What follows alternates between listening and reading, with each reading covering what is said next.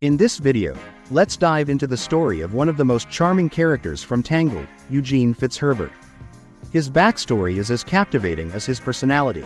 Eugene was originally named Horace and was born to King Edmund and his wife, the rulers of the Dark Kingdom. Unfortunately, when he was just a baby, a powerful opal brought chaos and danger to their kingdom, threatening to destroy everything in its path. To protect the people, King Edmund made the tough decision to evacuate the entire kingdom. During this evacuation, a servant woman was tasked with taking baby Eugene away from the danger, and he ended up in an orphanage, far from his royal roots. Growing up, Eugene had no idea about his true heritage. Instead, he believed that his parents were brave adventurers out exploring the world, making a name for themselves.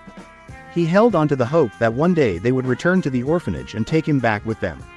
While waiting for that day, Eugene spent his childhood surrounded by other orphans. His closest companion was a boy named Arnwaldo, who would later become known as Lance Strongbow. Every night, Eugene would escape into the pages of a book called The Tales of Flynn Rider.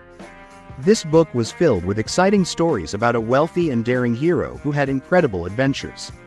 The more Eugene read about Flynn, the more he yearned for a life filled with excitement and adventure, far removed from the confines of the orphanage. Inspired by these tales, he decided he wanted to break free from his past and forge his own path. As he grew older, Eugene teamed up with Arnwaldo, and together they embraced the life of adventure. He adopted the name Flynn Rider, taking inspiration from his childhood hero. With his loyal friend Lance by his side, Flynn quickly made a name for himself as one of the most notorious thieves in the entire kingdom of Corona. His daring exploits and thefts earned him the enmity of countless people, from the guards to the merchants he targeted. But Flynn didn't limit his criminal activities to just Corona.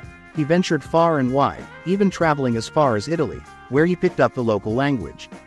As his ambition grew, he started to distance himself from the people around him, preferring to focus on his goal of amassing wealth and living a life of complete freedom.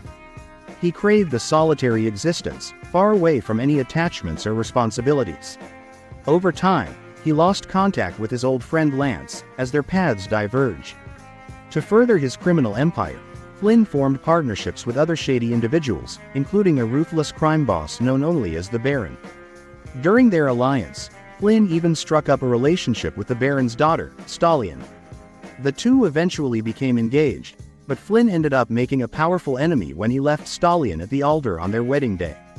But as fate would have it, everything Flynn had ever wanted, the wealth, the freedom, the solitary life of adventure, quickly lost its luster the day he met a certain young woman named Rapunzel.